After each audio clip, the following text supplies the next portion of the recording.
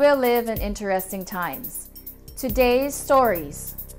Tragedy strikes after an overcrowded ferry capsizes in Tanzania. because Theresa May critics kick off Save Brexit rallies.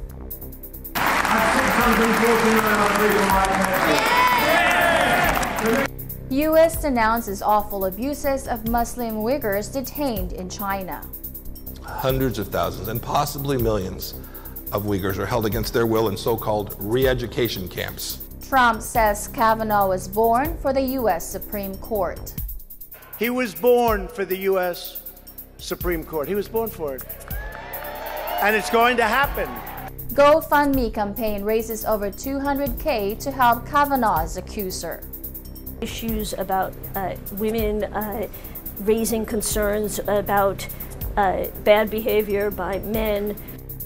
Plus, the Iglesia Ni Cristo and the Felix Y. Manalo Foundation reaches out to Hurricane Florence victims. And even provide relief to those who were affected by the recent floodings here in the Carolinas.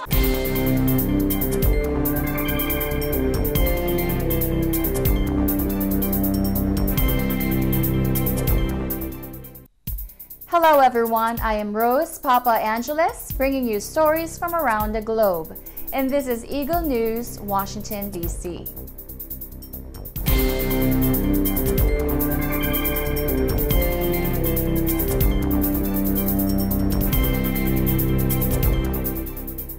A Tanzanian minister said the death toll from a crowded ferry capsizing in Lake Victoria rose sharply to 207 Saturday as rescue workers found a lucky survivor.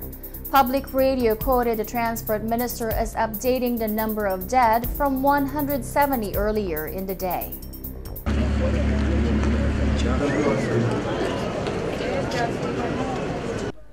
According to state media, Joseph Makundi, a lawmaker for the Ukuri district, said there were 41 known survivors among the passengers of the MV Nyerere, a ferry built to carry 100 people. It capsized on Thursday close to the pier on Ukara Island.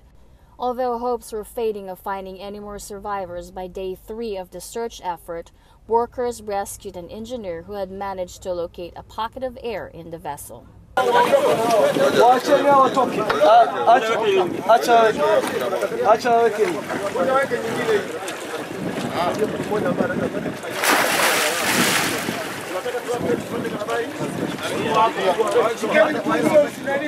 According to Mukendi, the engineer had shot himself into a special room. Tanzanian President John Magufuli on Friday ordered the arrest of ferry management. Witness said the ferry sank when passengers rushed to one side to disembark as it approached the dock. Others blamed the captain, saying he had made a brusque maneuver. In a speech broadcast on TBC1 public television, Magufuli said it appears clear that the ferry was overloaded. He added, "Negligence has cost us so many lives, children, mothers, students, old people." He added, "I ordered the arrest of all those involved in the management of the ferry. The arrests have already begun." Ilikata kona ya kasi. Baada ya kukata kona ya kasi kulikuwa na kenta yenye mizigo ikawa imeanguka upande ambao ilipomaliza kuanguka haikurudi tena kwa mitakaa sawa. Magunia pia ya mahindi nayo yakaporomoka kikageuka jumla ikatufunika. Critics of Prime Minister Theresa May's Brexit proposal across several parties staged the first in a planned series of rallies on Saturday aimed at mounting support for a clean break with European Union. The Save Brexit campaign kicked off at the football grounds of Bolton, a northwestern town with high levels of public opposition to the bloc.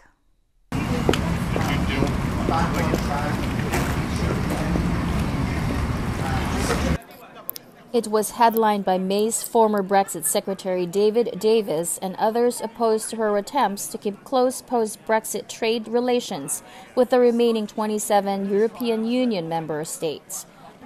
Former UKIP party leader Nigel Farage told about 1,000 cheering supporters, quote, We didn't vote for whatever negotiations may lead to. We didn't vote for a series of deals. He said this was a vote about us taking back our country, taking back the ability to make our laws, taking back control of our borders, and being an independent nation. Farage later called EU leaders a bunch of gangsters and bully boys. The 80-minute event did not generate much British media attention, but represented the difficulties May is facing both at home and abroad as the clock ticks down to March 29, Brexit deal deadline day. European Union leaders lined up at a summit in Salzburg on Thursday to condemn May's proposal for post-Brexit trade relations and the Irish border. Brussels believes May wants Britain to keep the benefits of free trade on goods with the European Union without following its other rules.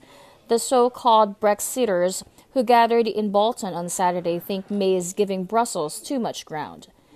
They included May's Tory party member Davis, along with Farage and opposition Labour Party MP Kate Hoey. Davis said, quote, "We have nothing to fear. We should only accept a clean and clear Brexit, not some weak compromise." The new campaign echoes the one Brexit advocates staged ahead of the 2016 referendum on leaving the European Union.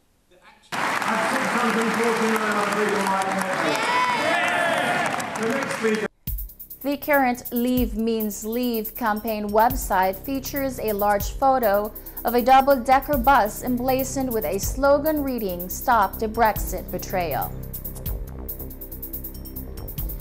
Up next, U.S. denounces awful abuses of Muslim Uyghurs detained in China. Trump says Kavanaugh was born for the U.S. Supreme Court. And GoFundMe campaign raises over $200K to help Kavanaugh's accuser. Eagle News Washington, D.C. will return in a moment.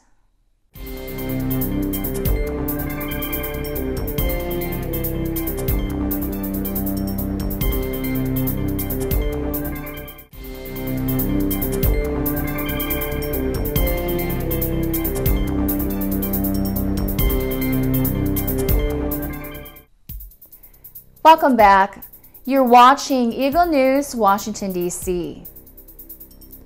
U.S. Secretary of State Mike Pompeo on Friday denounced awful abuses of Muslim Uyghurs detained in Chinese re-education camps.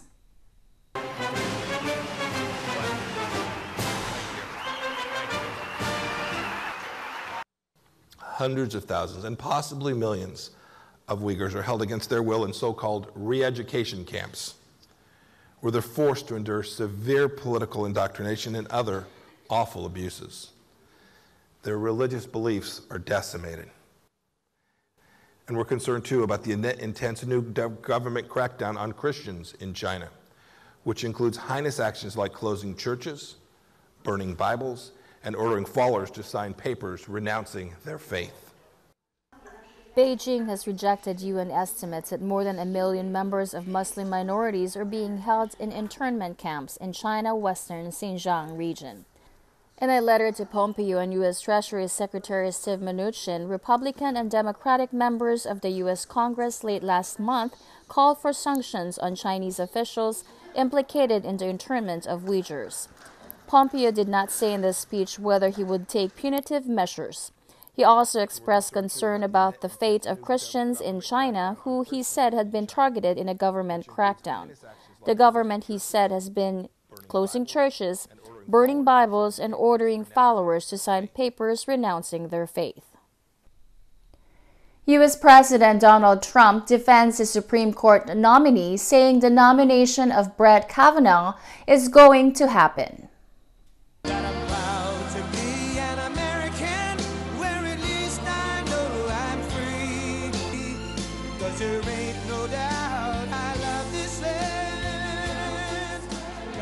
He was born for the U.S. Supreme Court. He was born for it. And it's going to happen. It's going to happen. We have to fight for him, not worry about the other side.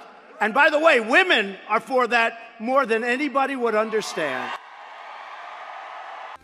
Donald Trump ditched his earlier restraint Friday in the scandal, threatening his Supreme Court nominee, declaring that the woman who accuses the would-be justice of sexual assault when they were teens should not be believed. A showdown in the mounting political battle over the nominee Judge Brett Kavanaugh and his accuser, California-based Professor Christine Blasey Ford, appeared set for next week. The leader of the Republican-dominated Senate Judiciary Committee announced that a confirmation vote will be held Monday unless Ford agrees by Friday 10 p.m. to testify within the next few days. She has so far refused, accusing Trump loyalists of intending to deny her a fair hearing and to give the conservative Kavanaugh the green light regardless. Committee Chairman Chuck Grassley said in a statement, quote, "I'm providing a notice of a vote to occur Monday in the event that Dr. Ford's attorneys don't respond or Dr. Ford decides not to testify." Grassley's ultimatum chimed with Trump's abrupt change of tone earlier. Previously, the president had led Republicans in insisting that Ford must be given a respectful, fair hearing, even if he fully vouched for Kavanaugh's character. But the gloves came off Friday, reflecting Trump's fear that time is running out to get the judge confirmed, thereby tilting the Supreme Court firmly to the right for years to come before November elections when Republicans risk losing control of Congress. "Take the vote," Trump tweeted, blaming, quote, "radical left-wing politician" for the controversy. Trump rejected the credibility of Ford's claim to have been sexually assaulted by a drunken Kavanaugh when they attended neighboring private schools near Washington in the early 1980s. According to Trump, the fact that Ford remained silent until now shows the incident probably never happened, even if this runs counter to what experts says is a typical reaction of sexual assault victims, afraid or embarrassed to report. Trump wrote, quote, "I have no doubt that if the attack on Dr. Ford was as bad as she says, charges should have been immediately filed with local law enforcement authorities by either her or her loving parents. Why didn't someone call the FBI 36 years ago?" The senior Democrat in the Senate, Chuck Schumer, called Trump's logic a highly offensive misunderstanding of surviving trauma. More concerning for Trump might have been the angry reaction of one of his own Republican senators, Suzanne Collins, who sits on the Judiciary Committee. She told U.S. media, quote, "I was appalled by the president's tweet. We know that allegations of sexual assault are some of the most underreported crimes that exist, so I thought that the president's tweet was completely inappropriate and wrong."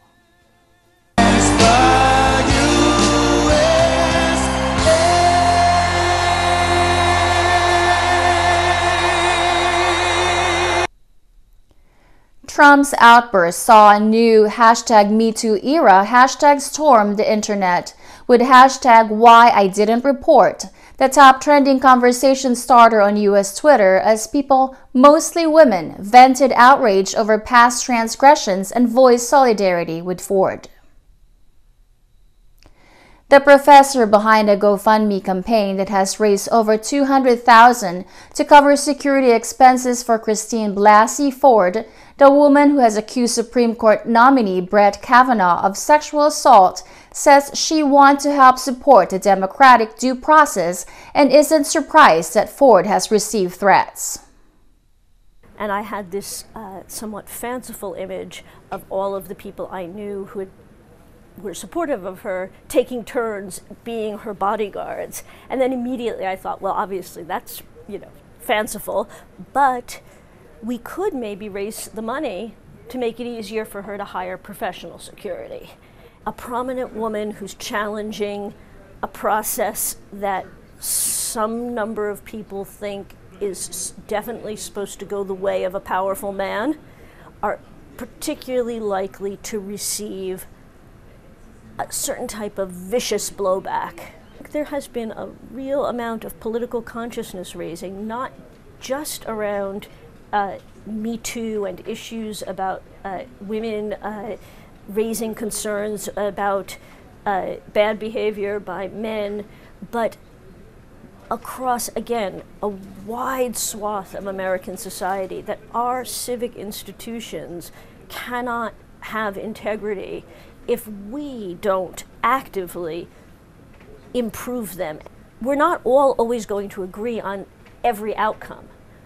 I do think that what we can agree on, we can make further progress on, is how we can feel comfortable with a specific outcome, even if it isn't the outcome we personally would vote for if we were in the Senate. Coming up, the Iglesia Ni Cristo and the Felix Y. Manalo Foundation reaches out to Hurricane Florence victims. Eagle News, Washington, D.C. will return shortly.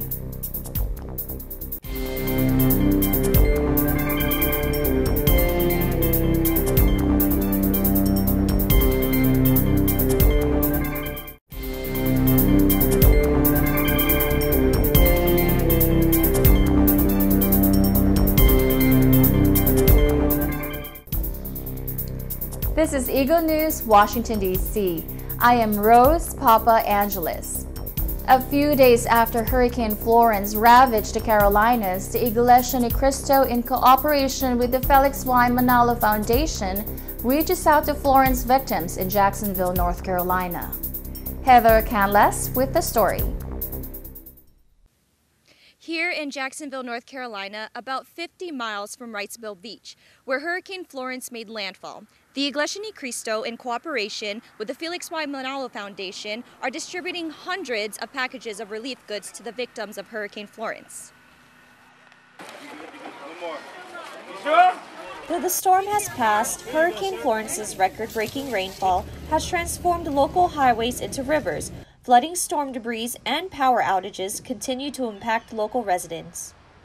As I have traveled through many of the counties, it's heartbreaking to see some of the damage, and I think the reason that that it can hurt your heart so much is because you know that there are people for whom life will always be different now.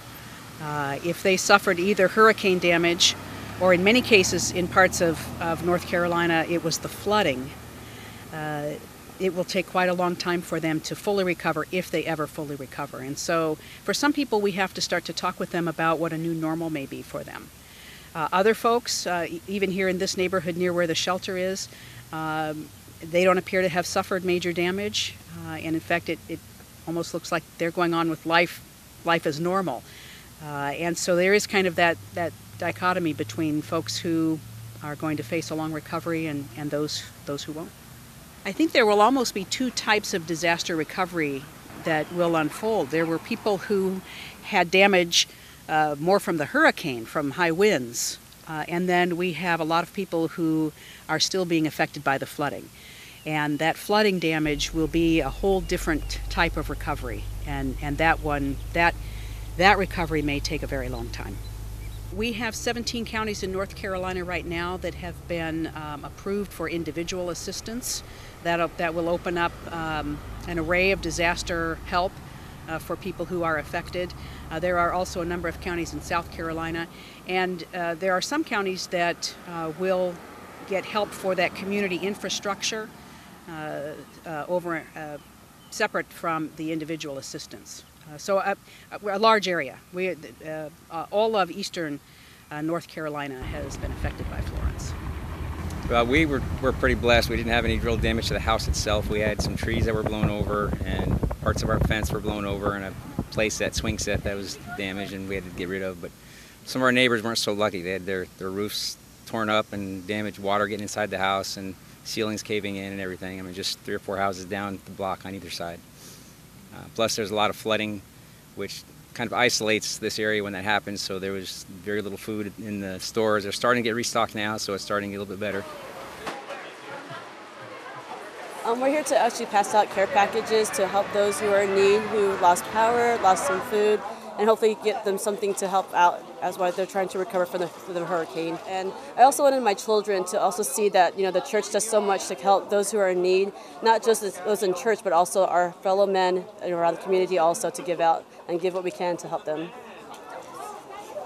The FYM Foundation and the Iglesia Ni Cristo Church of Christ were tasked by the Executive Minister, Brother Eduardo V. Manalo, to share the best that they can in order to assist and even provide relief to those who were affected by the recent floodings here in the Carolinas, especially here in Jacksonville and even Wilmington areas.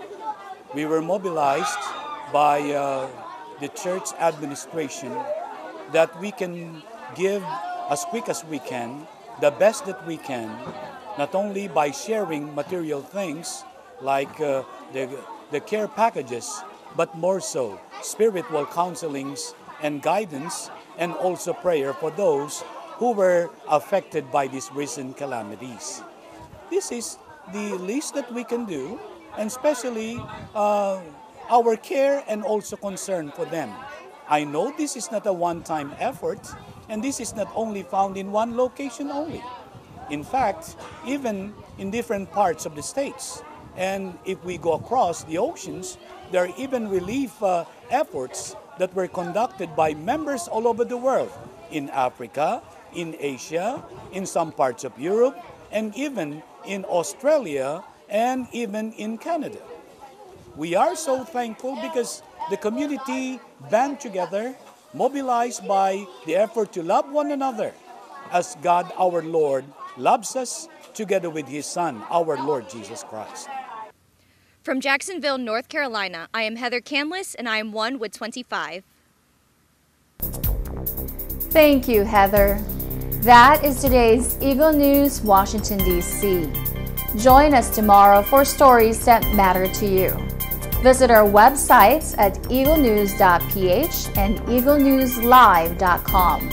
Like us on Facebook. Follow us on Twitter at twitter.com/eaglenewsph. Thank you for watching.